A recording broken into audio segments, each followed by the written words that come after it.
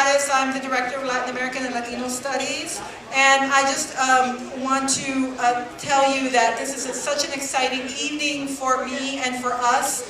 The title this evening is called From Vision to Legacy, and the reason that it's so exciting for me is that we're here to remember and honor the vision that students had in 1973, Latino students had in 1973, when they initiated the protests and the movements that led to the establishment of Latin American and Latino Studies, and then led to the creation of LALS, and then led to the creation of the Latino Cultural Center.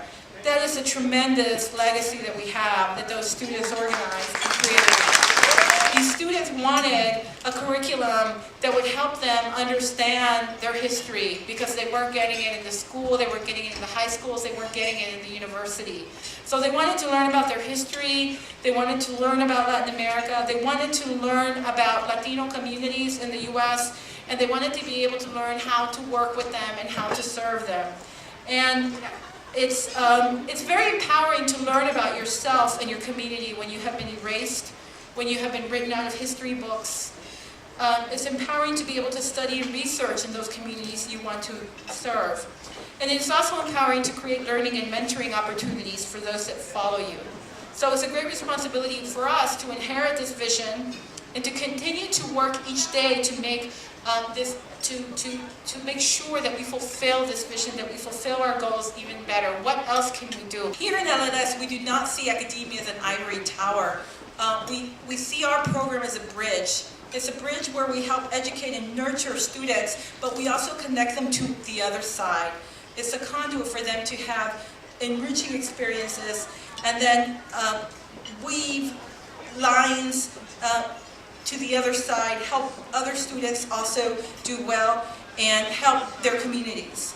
So we provide that knowledge, the skills, the direction that enable our students to cross these bridges. And we do this in three ways. We do this through our teaching, through our research, and through our programming. In our teaching, we offer students an excellent educational experience with top researchers on both Latin America and Latinos. We were able to, through the years, we have hired and tenured faculty who are experts in a wide variety of disciplines and topics. We have faculty who teach on history, political science, sociology, English, Spanish, urban studies, anthropology.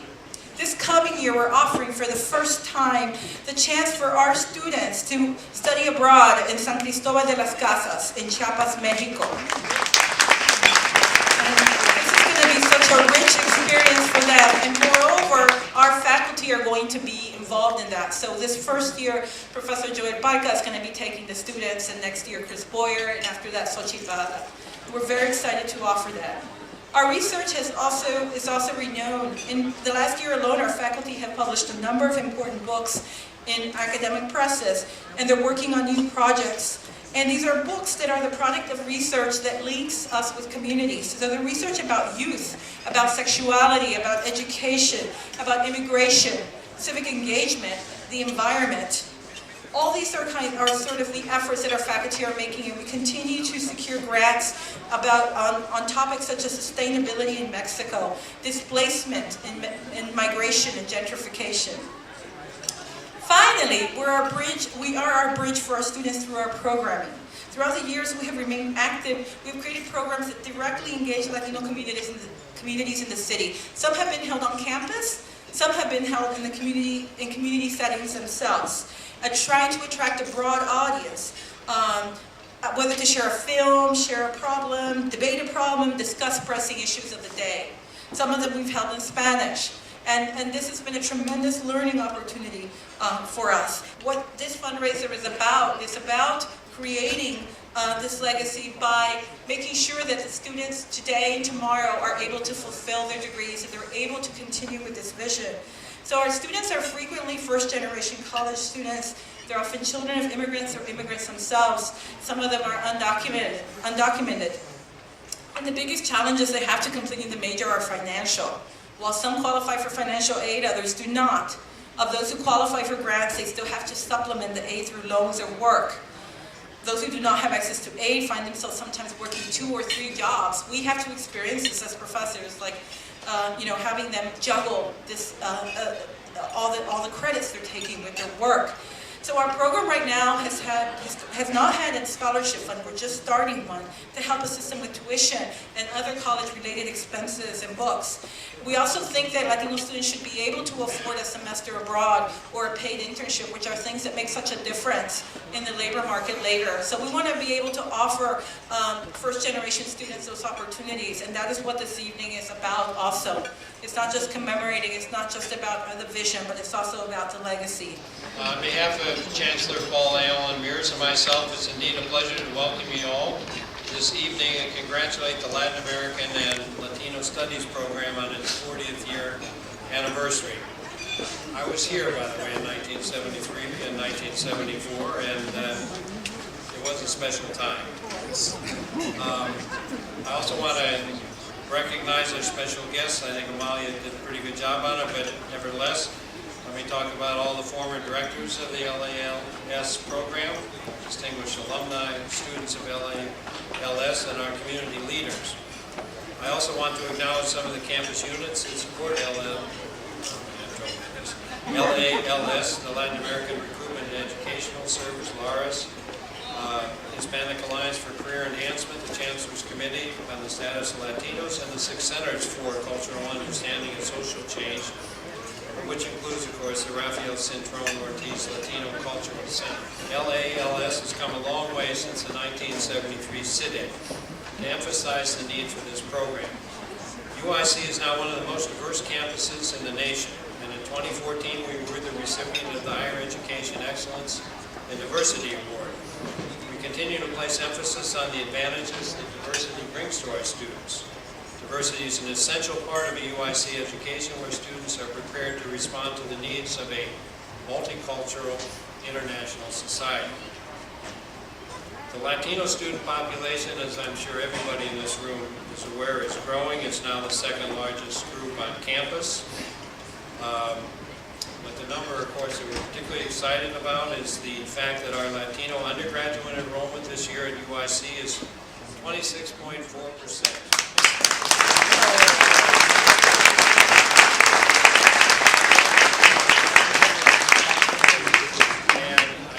Most of you are aware that the magic number is 25%, which we have now passed for the first time. And this means that UIC is now able to qualify for Hispanic Serving Institution.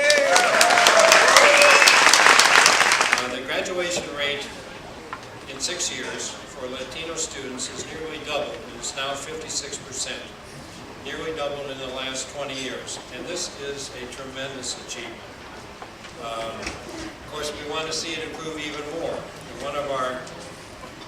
We're currently implementing a comprehensive student success plan. One of the goals of this plan is to increase the graduation rate after 6 years to 65% for the entire student body, regardless of race or ethnicity. And we think we're going to get there. As I said, the Latino students have doubled in the last 20 years, and I can't think of any reason why we can't get another 9 percentage points on that, let's say, in the next 3 or 4 years. A diverse student body such as ours should also be taught by faculty who reflect the same background and experiences. Right now, we're actively increasing our faculty diversity with the Cluster Hire program that the Chancellor began, and this is an initiative designed to enhance the educational experience of our students and to recruit groups of faculty working on cutting-edge topics. 2 faculty recently hired through the Cluster Hire program are in LALS. They are Professors Andreas Feldman and Patricia Macias.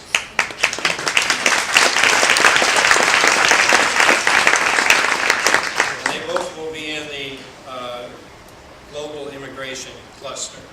And we're presently searching for a 3rd faculty member that will be in the same cluster as well. So our aim is to provide the best opportunities to our Latino students to continue research into topics relevant to Latinos and to collaborate with the Latino community around common goals. And the LALS program, as you well know, is a vital part of our success. So I want to thank everybody in this room for your efforts and the work that you do daily to make Latin American and Latino Studies in UIC an impactful and successful enterprise. So, Again, congratulations on your 40th year anniversary. I think it's fantastic. I've been here all 40 years. I want you to know I'm very proud of all of you, and I'm very proud of our program. So, congratulations. I can't tell you how pleased and honored I am here to be here today, and it's been great because in the time before the dinner began, I met many former colleagues. I also met current students and alumni, and not only alumni, but alumni that have actually come back to be professors or to be staff at UIC. And so one really can tell how this program has made an impact and has grown and is continuing to grow. Earlier today, I was at an event celebrating our Asian American Studies program, which has only been around since 2006. And they made special mention today of the LALS program as one as a model to them and as one that has really been here for 40 years and something that they're looking forward to celebrating in the years to come. And so it's just great to be able to see so many members here of the community, students, former students, and it's just, I'm happy to welcome you. Since its inception, the Latin American and Latino Studies program has been home to a prestigious and prolific group of faculty. Its faculty are sought-after keynote speakers and lecturers at prominent national and international universities and conferences, in addition to being frequently called upon experts by local and national TV. So it's really a place that our faculty are seen both locally and nationally. They also regularly win awards for their publications as well as grant support for their research and teaching. And already it's done fantastic things. So a grant from the Smithsonian in order to do an exhibit, and very recently an $800,000 grant from the Mellon Foundation in order to support PhD students. And this is again fantastic and an example of how what we're doing here is continuing to the research that goes on in the next generation. So we're very pleased about that. Good evening, my name is Leonard Ramirez. I'm the past director of the Latin American Recruitment and Educational Services Program at UIC. Many years ago when I had hair, or at least more of it, and when I thought 30 was very old, everything seemed possible. I stepped on the UIC campus somewhat by accident on the way to finding a place to study. Fortunately, I found the anti-war movement. I also found Latino students meeting to discuss the creation of a Latin American Studies program. Not long afterwards, Chicanos and Boricuas, along with faculty and community members, began taking over campus buildings in order to obtain a program dedicated to increasing Latino student enrollment.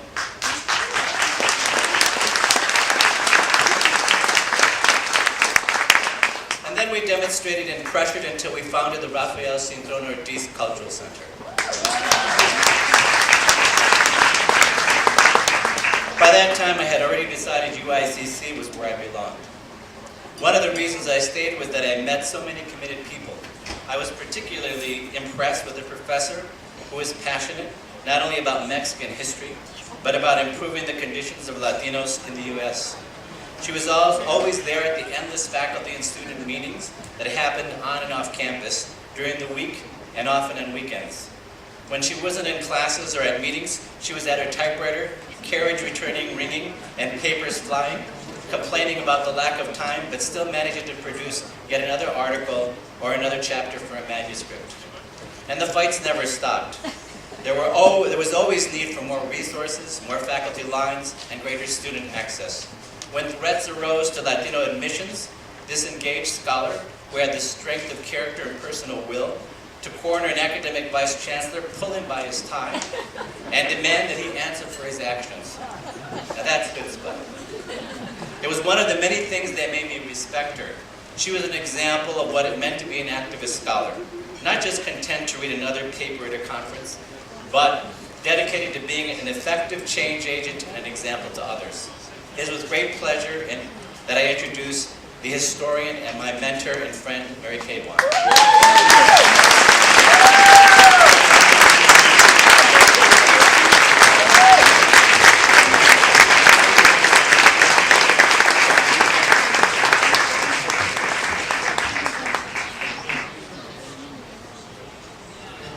This is the most important talk of my career. Not that it will be necessarily that good, but it's my most important talk. Because aside from giving birth to Alicia Gonzalez, with Jose Gonzalez's help, I have never, ever done anything as important in my life as participate in the founding of these programs and in their development. Can you hear me? Okay. I want to say, after having listened to Erica Gislason and Astrid, you would never, even 20 years ago, have heard such cordial language toward Latinos, nor would you ever have heard of such accomplishments. Felicidades.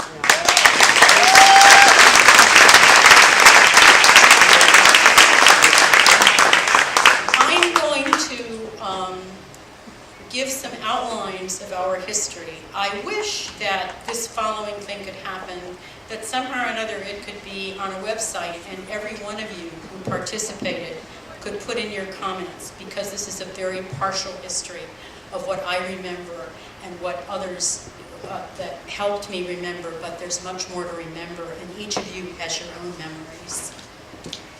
So I'm going to begin. The long 1960s, stretching well into the 1970s, were a period of transnational youth rebellion, primarily, but not exclusively, in the vastly expanded space of higher education. In their assault on the existing order, youth's goals were partially met. Some movements achieved more than others. One that achieved a great deal was the struggle of Mexicano, Chicano, and Puerto Rican students and their allied elders for the creation of a Latin American Studies program, a Latino recruitment program, and the Latino Latin American Cultural Center at the University of Illinois Chicago Circle. There were only a handful of Latino students in 1972 when they pressured for that Latin American Studies program. They came out of LALS, Organization of American Students founded at Loop College, Latin American students founded at Loop College, a multifaceted organization that reached into high schools and communities, was not confined to the university campus, and moved to UIC, where it formed Quadro Latino.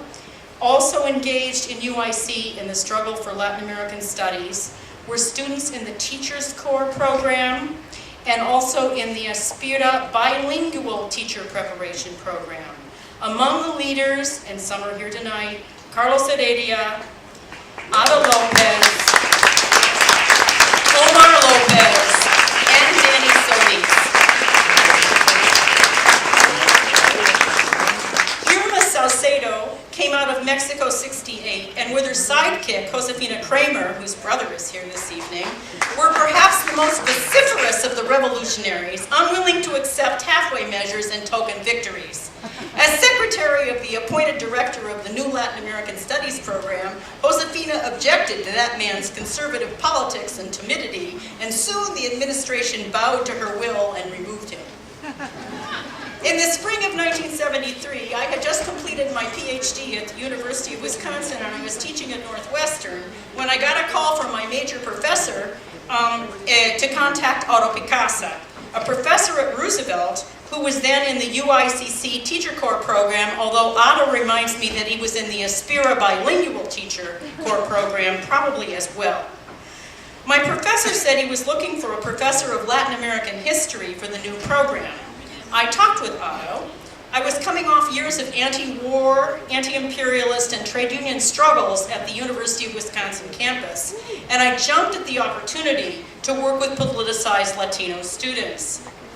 It was an admission of both strength and weakness that Otto asked me, a non-Latino, to apply. And in the summer of 1973, I, along with activist students and professors James Blount, Emil Skeppers, Jeff Fox, and Manuel Blanco Gonzalez, formed a committee to name a new director of Latin American Studies. Just think of that. This was a committee with students on it.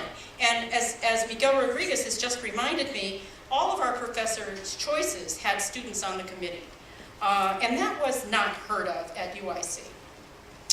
They chose Otto Picasa.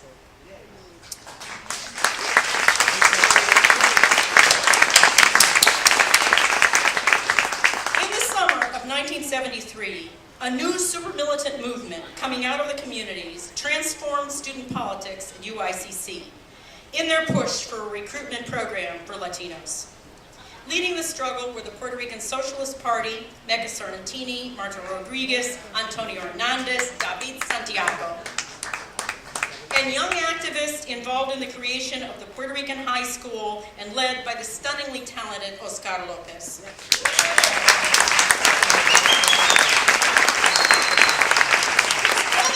His brother Jose was working at the time as PhD at U of C, and I didn't know him at that moment, although I'm sure he was engaged in the struggle. Never saw a struggle he didn't like.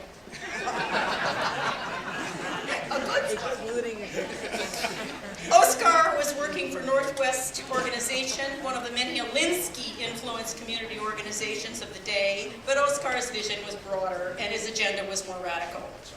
The group had just come off the successful struggle with Carmen Valentin, led by Carmen Valentin at Tule High School, to get rid of the racist principal who, in response to their demands for a relevant curriculum for Puerto Rican students, told them that Puerto Rico had no history. Tule would become the new Roberto Clemente High School after much struggle. Joining their struggle at UICC from the Mexican community were members of CASA: Felipe Aguirre, Alfredo de los Reyes, Rudy Lozano, Linda Coronado, Laura Vasquez, and later Julie Garcia. Like its ally, the PSP, CASA adopted a third world-oriented Marxist-Leninism while fighting for full civil rights for Latinos, documented and undocumented. Rudy Lozano was at the time engaged in struggles at Harrison High School, similar to those at Tule. So were many other activists engaged in the high school struggles, and many other activists. I remember Diana Solis was very involved in the Harrison struggle. And so different activists came onto the Circle campus at the same time with these two other groups and formed a massive movement. I don't remember how many times we took over the Chancellor's office because it fades in my memory, but I do remember Marta Rodriguez, and I think it was Gilbert, tearing down one of the portraits of one of the chancellors, and I was horrified that that was the way it was. Rendering more powerful and effective the large contingents of youth invading the campus that summer and fall was the magnificent revolutionary voice of Marta Rodriguez. Blind, her vision shone through her guitar and her rendition of Comandante Che Guevara. I should say she also sang a song, They're Throwing the Bums Out of Town. The song was written by Chicago folk singers of the day to critique the process of urban renewal and gentrification that had, among other effects, kept moving the Puerto Rican community from Halstead west and west and west. In the UICC struggle, Otto Picasa played a critical role. A Spaniard who identified more as a defiant Basque, and a historian who identified more as a revolutionary, he was indefatigable in promoting a radical academic agenda and Latino and African American admissions to the university. He was a brilliant strategist. He was critical to institutionalizing the students' demands. He was fearless. He did not believe in the by then hegemonic doctrine of publish or perish for the faculty. He thought that what the academy published supported the system, or if it was critical, it never reached those who needed it. He believed the mission of knowledge was to expose the unjust workings of power and their points of weakness in order to facilitate struggle against unequal, racist, and exploitative structures. His signature course, taken by hundreds and hundreds of Latino students and others, was LAST 101, Latin America in a Third World Context, a lucid analysis of the history of global capitalism. At the bi-weekly meetings of department heads called by the Dean of LAS, Otto regularly lectured them on open admissions and correct academic analysis. If many of them rolled their eyes, those in power, the deans, the provost, listened to him because he had masses behind him. He knew the movement had its limits. He always said we were fighting with borrowed weapons. With that in mind, he often counseled caution or more complex tactics to students who were eager to attack frontally. He was deeply committed to solidarity with African Americans, and that was not an automatic in the student struggle. The African American students had struggled earlier. They had achieved the EAP program and a Black Studies program. EAP mostly served them. There were also tensions, especially between Mexican and African American students in the high schools on the South Side. Otto fostered relations between African American community and the Mexican and Puerto Rican communities, and he saw to it that the African diaspora was fundamental to the LAST curriculum. And thank you, Fanny Rushing, for having taught those courses for 7 years.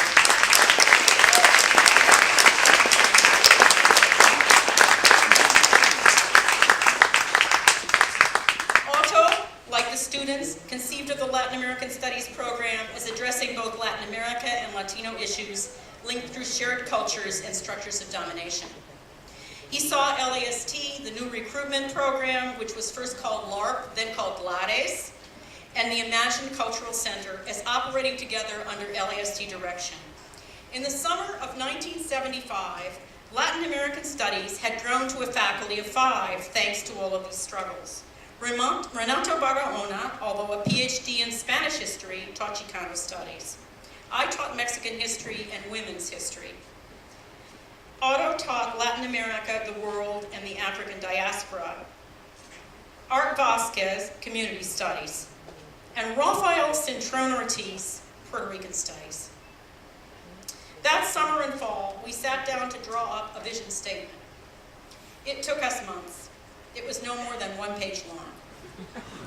We labored over every sentence to arrive at a critical collective vision linking Latin America and linking America, North and South, and the academic with the recruitment and the cultural programs, and academic knowledge with community action. Much of the intellectual leadership in drafting that document came from Rafael Cintrón Ortiz, then finishing his PhD in anthropology at the New School in New York. Rafael was a Marxist of formidable formation and rare sensibility. In the midst of high-spirited actors prone to dispute in the heat of struggle, Rafael exhibited a personal calm and deep intellectual certainty, so necessary to that moment of thoughtful reflection. The document we composed traced the history of European conquest and the subjugation of native peoples in the Western Hemisphere, the flourishing of African slavery north and south, the politics and structures of dependent modernization that appeared to create more poverty than it ameliorated, and to generate a constant displacement, creating and recreating the Latino communities of Chicago and burdening them with problems in need of solutions.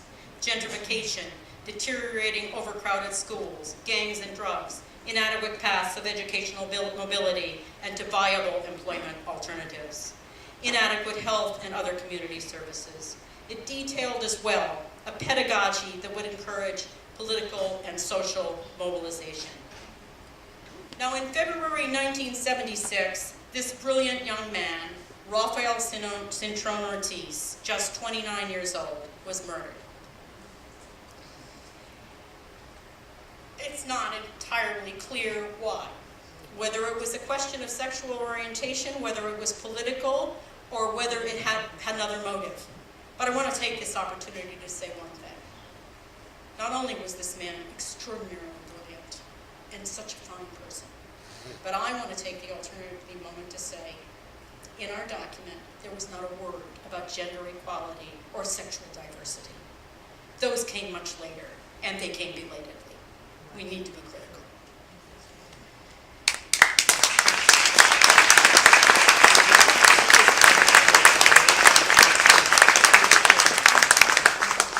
Our campus cultural center bears Rafael's name. It was established in 1976 through the efforts of student groups. The Mexicano-Chicano Student Union, Miguel Rodriguez, Rudy Lozano, Jesus Garcia. CELA, led by Leonard Ramirez, Jesse Aguilar, Rosa Alamillo, Anita Rocha, Margarita Ortega, and Diana Solis. And the Puerto Rican Students Association, led by Julio and Eddie Cortez. Juan Rivera.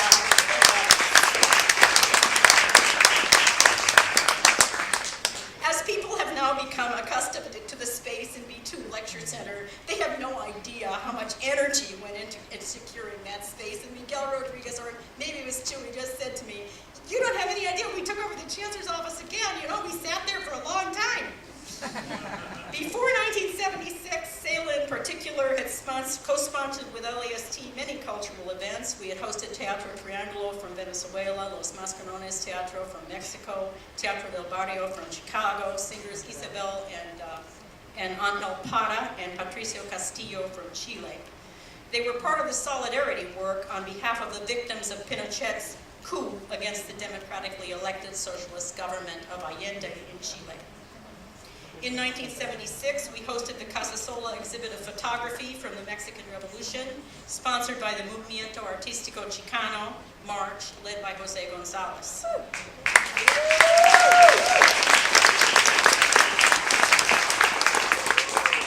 In 1979, the Cultural Center got its first coordinator, Jorge Gilbert, also a Chilean refugee. They were very close to us. We helped them, they helped us.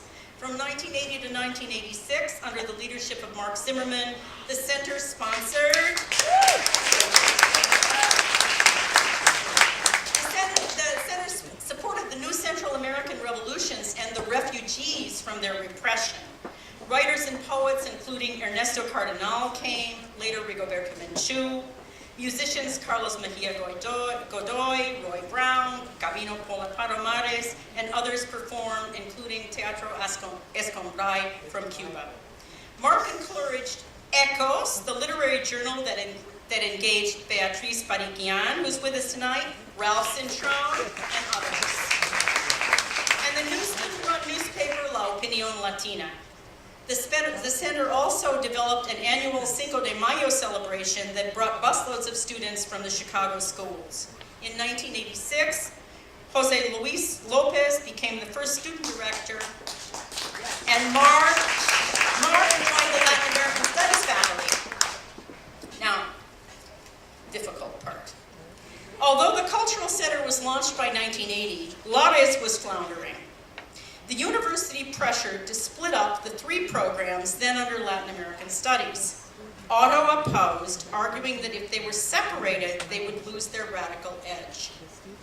In 1981, I became LAST director. We hired Leonard Ramirez to coordinate LALS.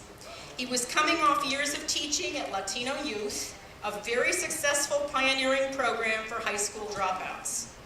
With Leonard and Tom Jenkins, then the associate provost, I separated LALS from LAST. Otto was on leave, and not all faculty supported what I did, but it was a correct move. Under LALS, under Leonard's direction, LALS did not lose its radical edge, but rather sharpened it through systematic programming built with a competent, energetic, loyal staff, in recruitment, math, and composition courses, tutoring, a pre-entry program. Leonard relentlessly negotiated for Latino space with the university that never ceased to press for tightening admissions. In 1985, LALS introduced the celebrated Latino graduation ceremony, an institution introduced by Teresa Cordova, the first Chicana professor in the Latin American Studies program. Teresa organized a fantastic conference on gentrification and co-authored with John Betancourt and Nena Torres a key essay on Latinos and globalization. She left us. She went on to a stellar career in urban and community studies at the University of New Mexico, and to UIC's great benefit, she has returned to direct the Great Cities program.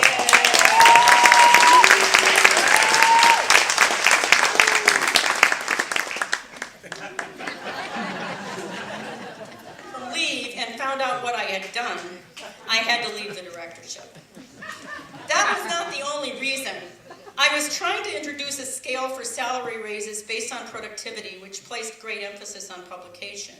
Now, Otto opposed this. He did not believe in the importance of publication, and he thought the system would encourage competition among faculty rather than collectivity. The same struggle was taking place in the Women's Studies program as the revolutionary collectives of the 1970s yielded to more conventional institutional incorporation. The new system was not the poison Otto imagined. It did not in the long run deter the social commitment of professors in Latin American studies or Latin American and Latino studies. As for LALS, by 1925, at least 20% of the entering freshman class at UIC was Latino. Of course, enrollment increases reflected the tremendous Latino population growth of those years, but most importantly, LALS, LAST, and the Cultural Center were ready to receive and support those students. LALS, other institutions were not necessarily ready. We were ready, and we did it. And the LALS has just won an award as the top recruitment and retention program in the nation.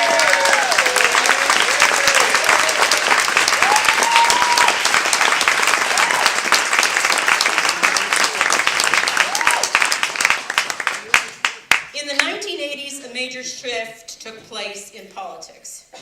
It was visible not only in the institutionalization of programs and emphasis on professional performance of staffs. It was clear in the proliferation of LALS-nourished pre-professional groups among students. The shift also took place outside the university with the election of Chicago Mayor Harold Washington in 1984. A progressive wing of the Democratic Party came into being with rich initial representation of Latinos. Many of them are former students.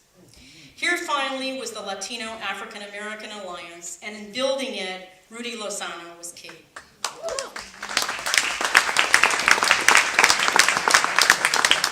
This former member of CASA, organizer of undocumented workers, and party builder, paid with his life. Others would carry on. Jesus Garcia, one of our students, became an alderman whose election shifted the city council majority in favor of the progressives. With an increasing number of official Latino officials, Jesus, who became state senator, then county commissioner, and now he's going to be the mayor.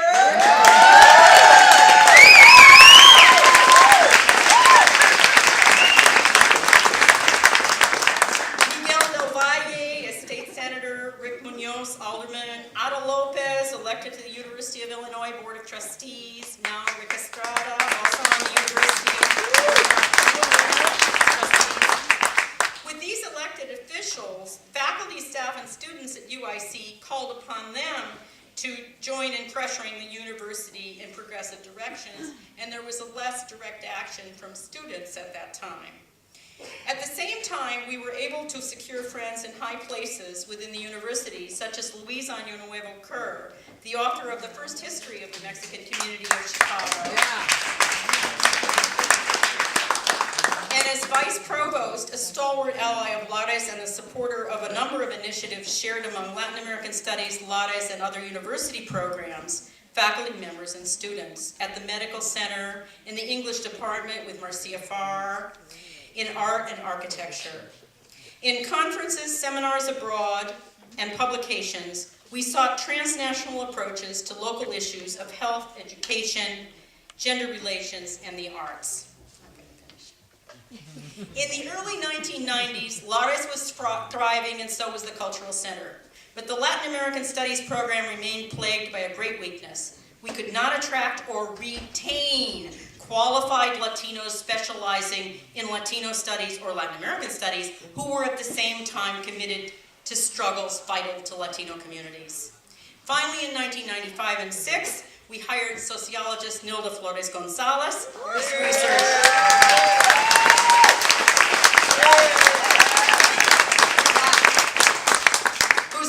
focused on Puerto Rican youth, their identity and their education, and we hired Amalia Payares,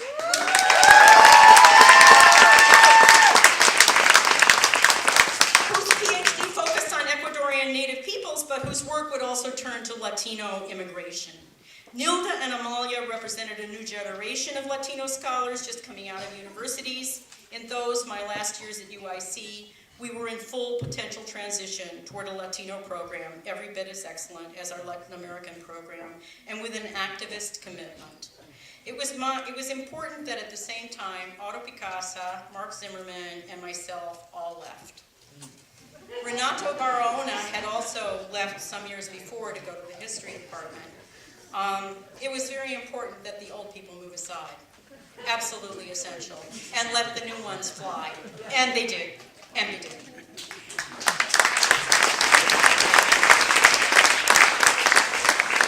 But I do have to say that before we left, in those years we were ably led by Rafael Nunez Cedeno and Bibi Baird.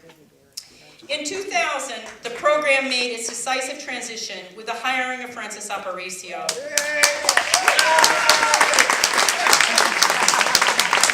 As director of what was renamed the Latin American and Latino Studies program. She was followed by another equally wonderful director, Nena Torres, and now by Amalia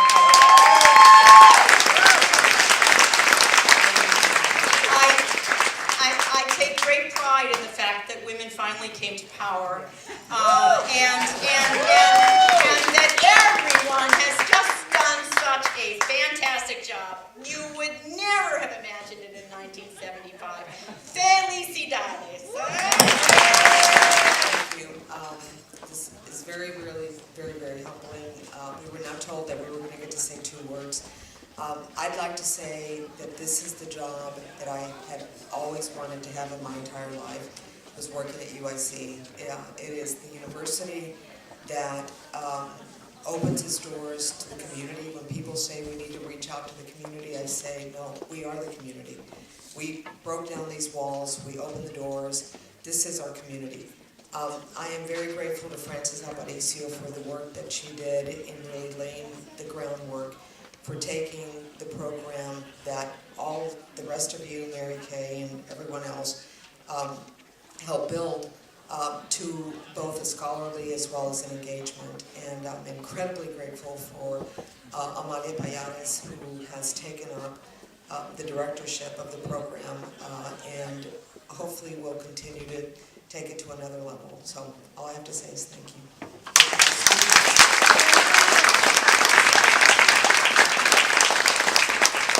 Thank you so much, Nena. And now to introduce Francis Aparicio. Here is Elena Gutierrez, who's Associate Professor of Latin American and Latino Studies and Gender and Women's Studies.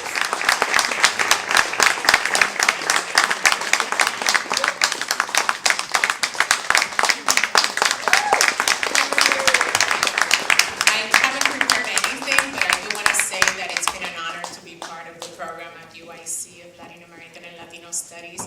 By the way, when I came in 2000, it was called Latin American Studies, and that was the first bureaucratic thing I did.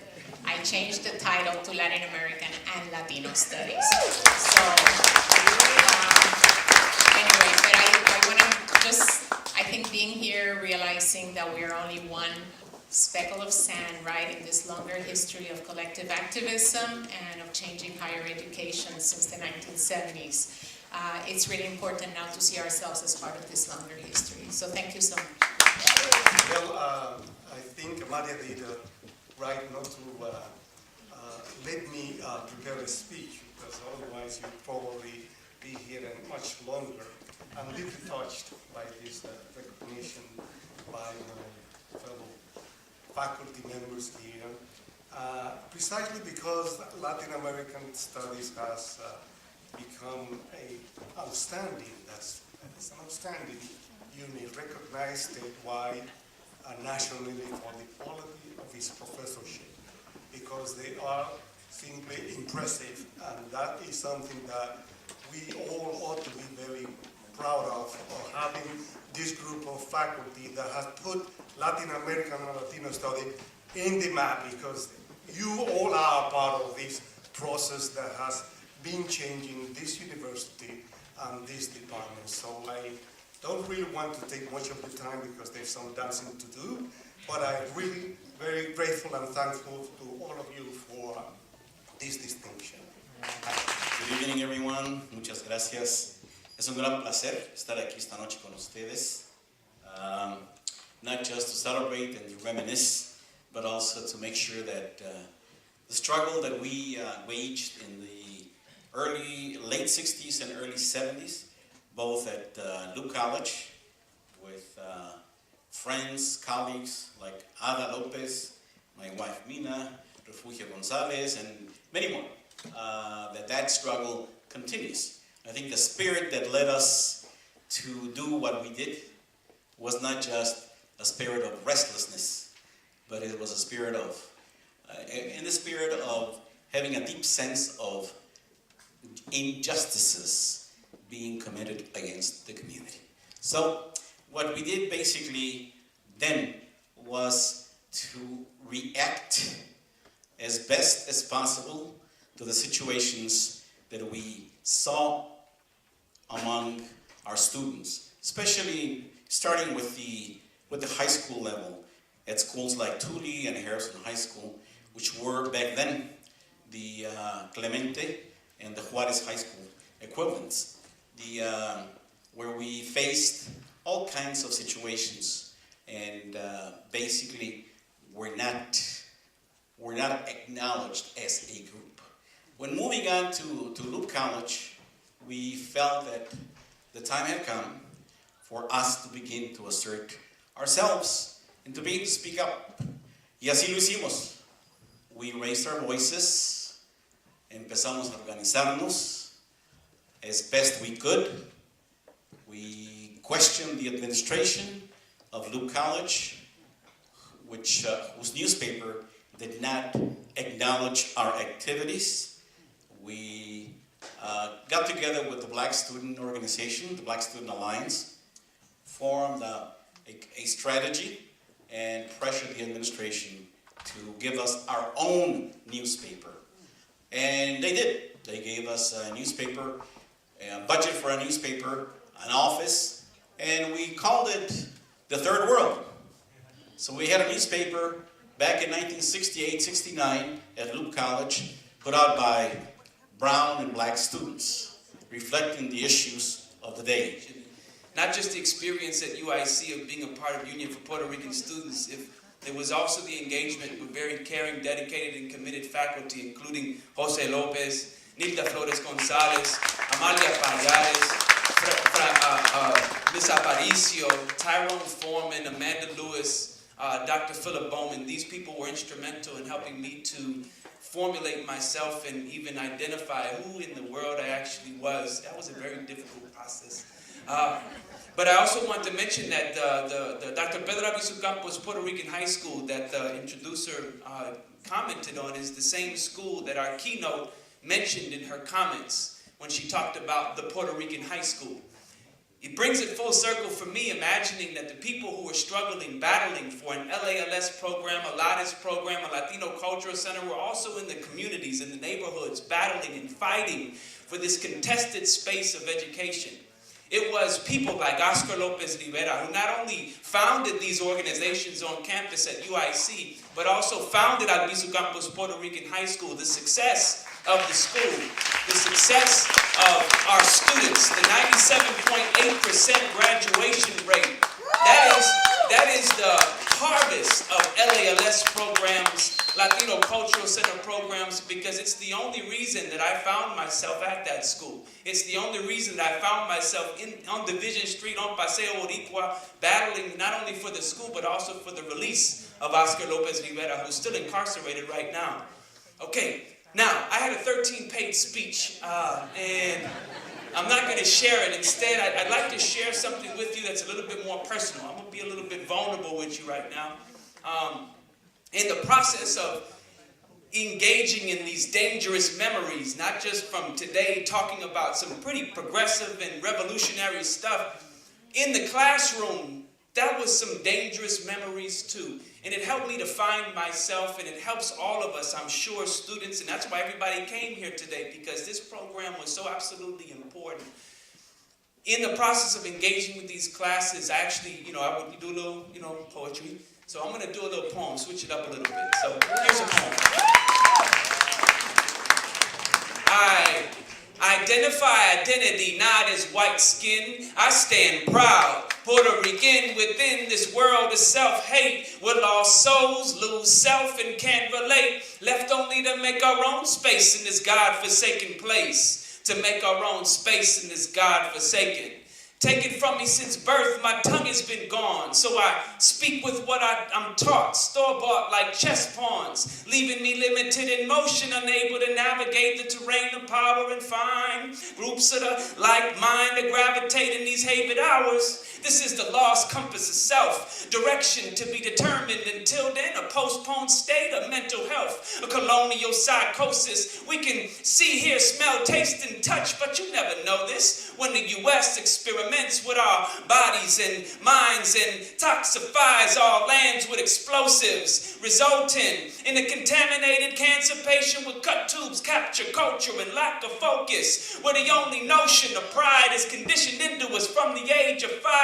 Eyes fixed on the stars and stripes, I pledged allegiance to the flag of the United States over and over until I'm red, white, and blue in the face. But what are these states united to reproduce? Life, liberty, and a happy-go-lucky pursuit just for the few, the proud, the Americans that don't say it, those that see a social problem and don't do a thing to eliminate it, the articulate spokesperson that's soft-spoken on things race-related, all of the colonized that's reduced to self-hatred. Those are the ones this world is made by.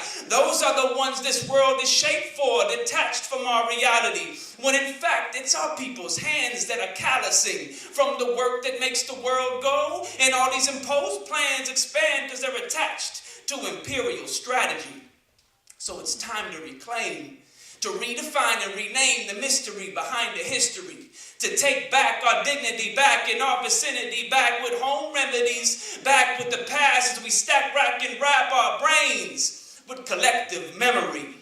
Because we identify identity not as just black or white skin. We stand proud, Puerto Rican within this world of self-hate, where lost souls lose self and can't relate, left only to make our own space in this God-forsaken place. To make our own space in this God-forsaken place. Thank you.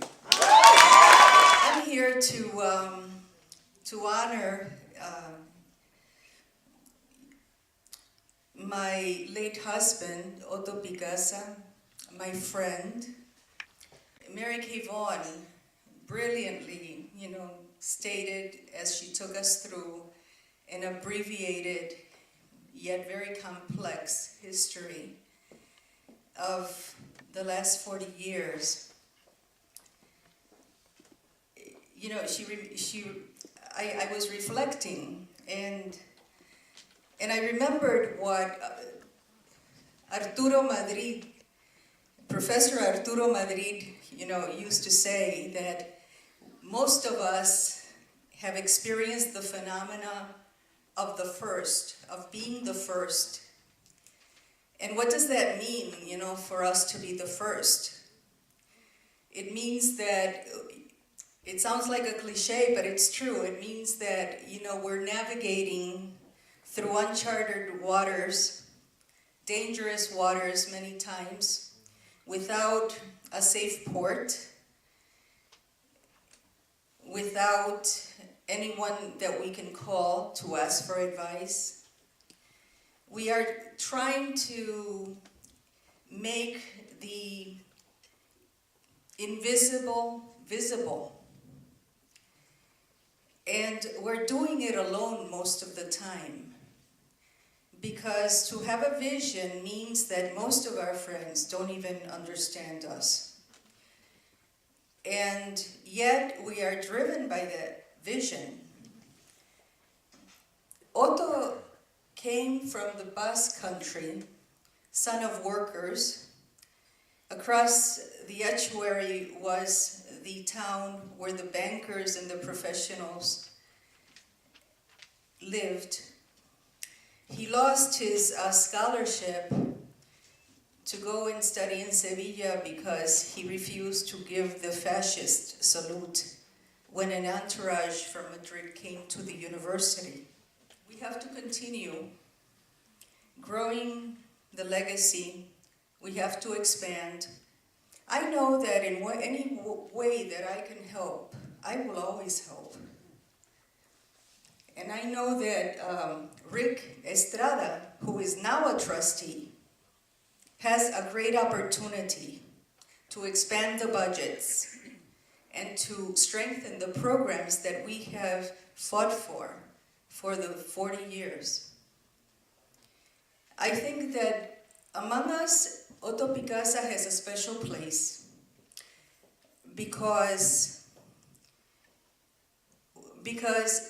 what has been built, a lot of it, most of it, has been built on that basis. And it's to the credit of so many of you that the program is a renowned program, and LALS and the Rafael Cintrón Cultural Center. And I think we do have reason to be very proud, but never rest, always vigilant, because how many votes do you need, Eric? I think it's just majority vote, right? And the world changes, and the budgets go away.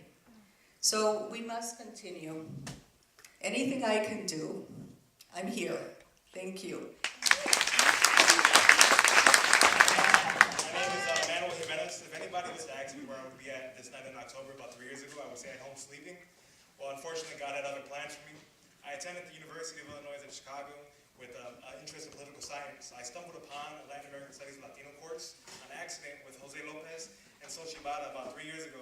And I fell in love with the class because I stuck out like a sore thumb in my political science class. Not only was I different than everyone else, my ideas and my thoughts about community was different as well. I just wanted to say thank you so much for making me fall in love with this major and appreciating everything. There's many programs, and I would like to thank everybody who paved the way for allowing me to do programs such as LALS Leaders, LALS, the Latino Cultural Center, as well as the Latin American Latino Studies program. There's now a program where I wish I could have attended about 2 or 3 years ago, where they can study abroad. So that's something amazing that these students have not to offer. So that's something I wish I would have been able to do. So great programs and stuff like this, and the backbone of the organization and people like you guys, which make it possible for me to get an education, to go back in my community to Helmut Park and help out the people that need it. I just want to thank everyone here today and introduce them.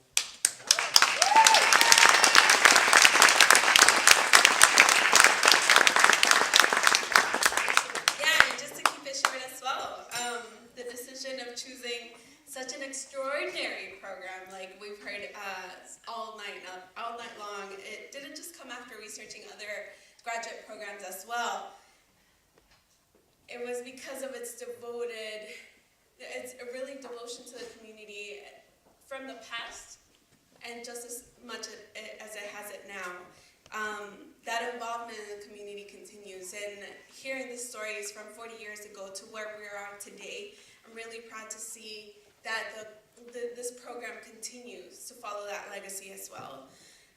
Moving to Chicago a year before actually applying to the program was a way to reassure myself that there was no way that I could actually back out from going into grad school. It was time for me to go back to grad school, and that's the way that I chose to do it. Little did I know that within that year I was going to find out much and more reasons to do so. Just months later, I found myself sharing a jail cell with Amalia and 10 other powerful individuals after we attempted to stop a deportation bus here in Broadview. A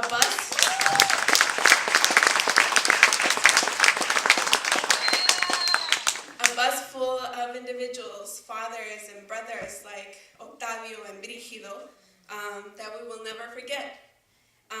What more reassurance did I need than that, right? Now at week 10 of this first semester, it's been really tough. It's been quite intense, but I'm beyond blessed to be part of the Latin American and Latino Studies program that we have now today.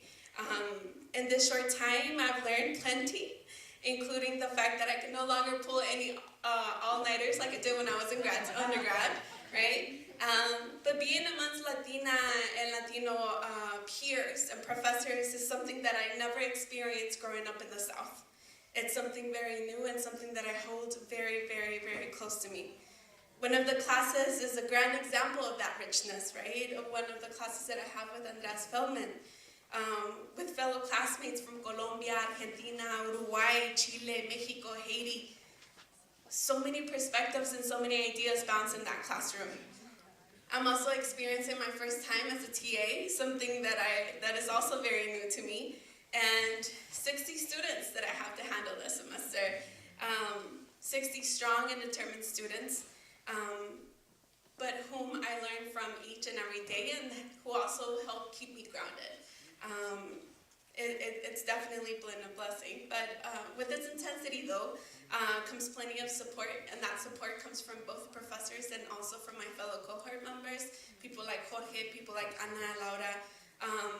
It's something that I feel like this program is very unique in, but just seeing individuals like yourself, seeing alumni like yourself, it's leading to such intense struggle, both in the academia world and on the streets, continues to inspire the work that we're doing in the academia world, which sometimes is very doubtful, but it definitely inspires to the work that we're doing, particularly now with our Latino community that's facing the more than 2 million deportations that we're seeing now today.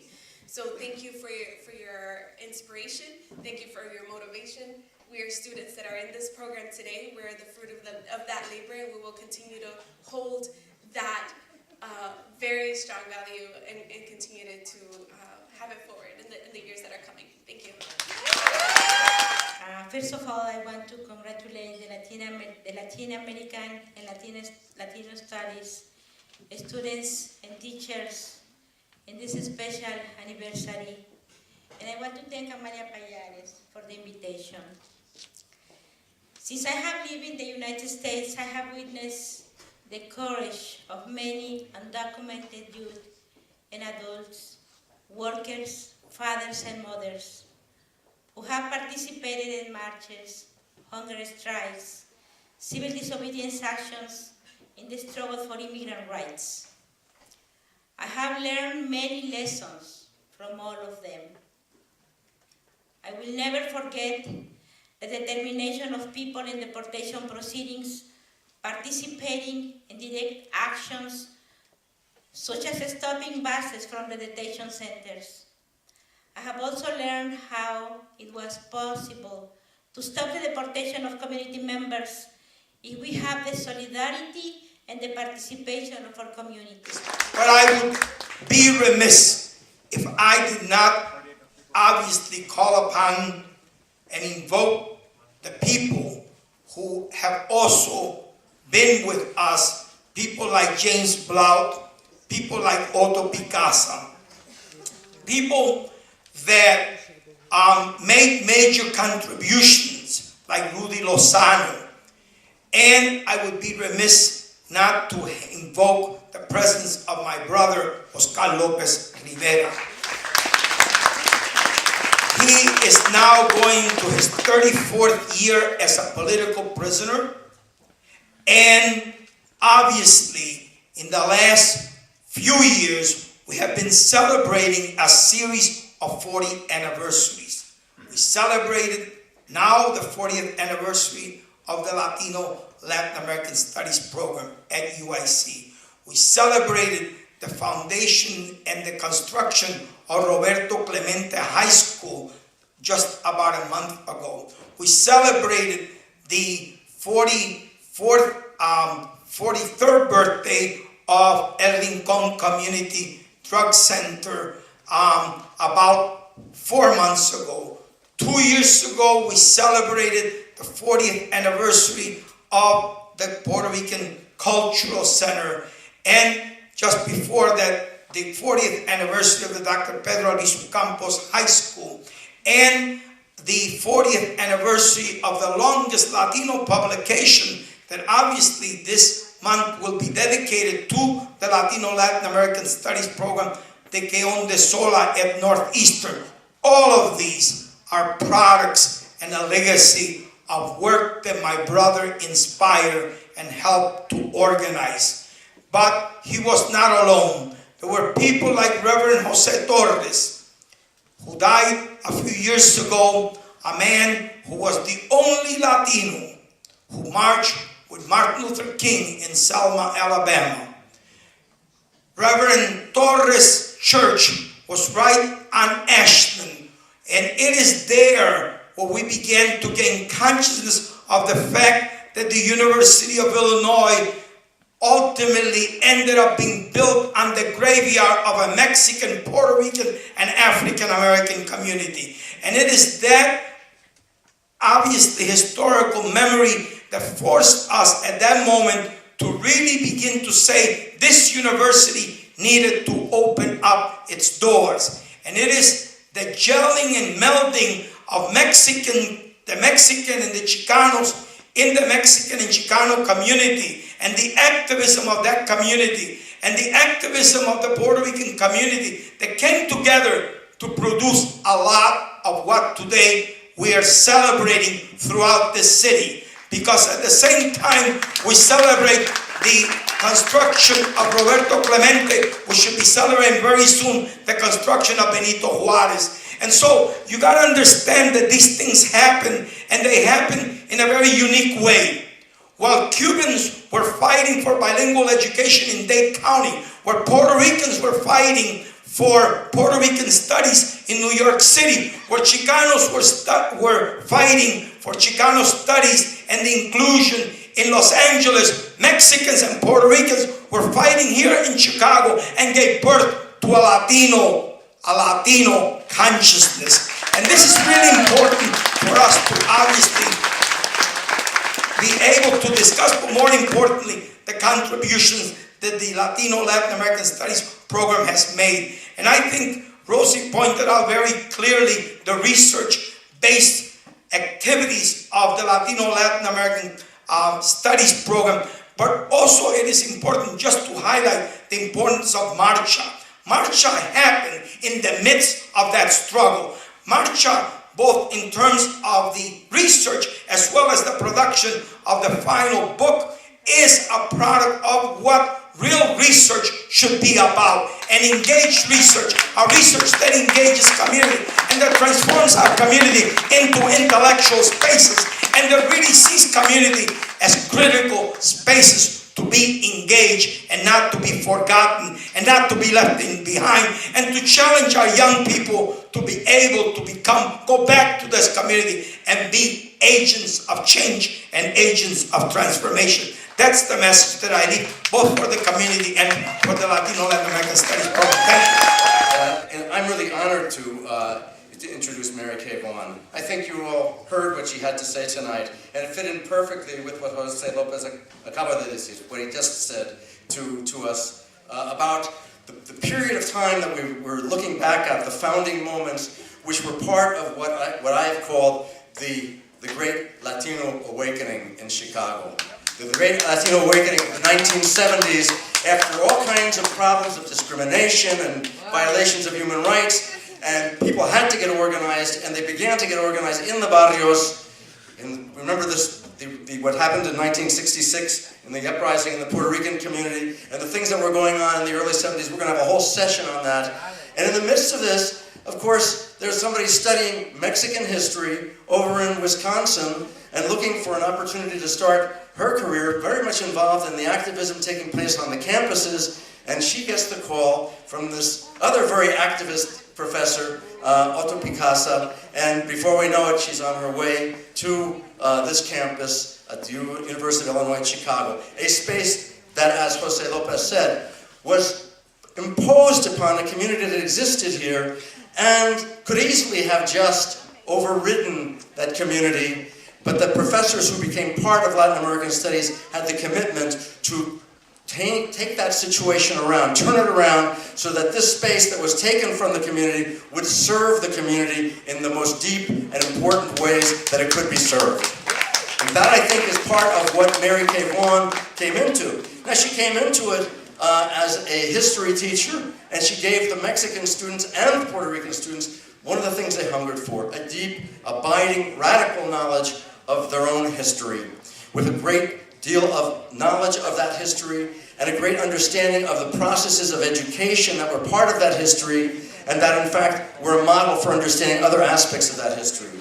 And Mary Kay Vaughn worked in a situation with a lot of very strong-willed men around her, and she was one of those strong-willed women who came forward and who really created the kind of space necessary for the work that had to be done in the period that followed. She was very active in women's studies, she was very active in history, but her core commitment And what she said tonight was her life's most important commitment was to her work in Latin American studies, her work with students, and her work as a mentor to both students and young professors over time. That was her, I think, role in Latin American studies. Now, I was supposed to speak to her only as chair, and I'm only going to talk about a couple of things, but I do want to point out that in her talk tonight, she talked about very controversial things. The question of LALS and its relative autonomy in the system, and she talked about sexual politics. She talked about questions that are usually put, as we say, kept in the closet, and she brought them out of the closet because it's really important that when you do a history, you bring forth those things that are left behind and forgotten. But we should also forget two very positive contributions that Mary Kay Vaughan made as chair in the program. One, working with Marcia Farr, she got on a roll about transnational studies and developed a program with Marcia, who has her own incredible story, in developing a program with the Colegio de Michoacán that involved students, involved many different departments of the university, and produced a body of scholarship, a body of work that was produced that then created other pockets of knowledge about this question of the transnational ties of migration in our great city and all the different areas of Mexico and other parts of Latin America related to that. And so that was one of, I think, the transnational moment was one of her great contributions. Her other great contribution, I believe, to the program is that her leadership in developing what was then just a graduate certificate program. It seemed very small at the time, and some of us said, gee, it's too small, we really need to be doing something bigger. But Mary Kay, I think, realized that was where we could go at that particular moment and do it fairly quickly. And I think that accomplishment, and I don't know the whole story of the transition, but I think she laid the foundation for what would become one of the things I think we're most proud of that has been done by the new generation in Latin American studies, is the development to a full-fledged master's program, and now I understand movements toward even a broader PhD program that people are working on in conjunction, I think, with the African American program. I don't know exactly how this worked out, but it seems to me that those movements have their seed, have their beginning moment when Mary Kay draws up the plan for the graduate program. Those are two major contributions. And at all this time, I just want to say one thing about her scholarship. You know, she sacrificed years to her work with students and community, and it wasn't a sacrifice because she really was committed to it. But in terms of one as a scholar, you would say, oh, that would leave her way behind. But she produced two superb books, and the second book won her all kinds of recognition, even a Guggenheim, which is very high in the academic ranks. And that has had an importance, too, in what the work of the younger faculty has now been doing in terms of their publications. It's very important that as they do the community work, they also register it. March is a really classic example of that, it seems to me. And it seems to me that Mary Kay became one of these figures who was extremely acknowledged and recognized as a Latin American, as a Mexican historian doing important work and trying to understand the problems that took place in the Mexican Revolution and that create the hardening of the arteries around processes that seem so progressive, at least when they begin. And I just want to end this by saying one thing, that, you know, she's received all kinds of accolades, but one day I was sitting in a coffee shop with a man who knew something about Mexico and its history and its culture, and his name was Carlos Monsiváis. And I just asked him, Carlos, what do you think of Mary Kay Vaughan? And he said, me fascina. Me fascina. And I think she's done that with you tonight. She's fascinated you, and I think, without any further ado, let us give another great hand to Mary Kay Vaughan, who has graced us tonight with her great words.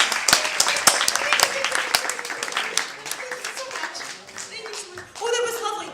However, I've said everything I want to say, and I just want to thank Mark for what he said, and I also want to thank Jose and Carlos Heredia for having amplified the history that I was trying to tell, and I really hope that there's a way that it can all be gathered together and written, because it was classical. It was so important. And Jose was right in mentioning we are the only place where the Puerto Ricans and the Chicanos and the Mexicanos came together.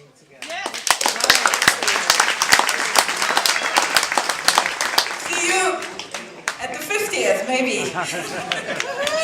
Bye-bye.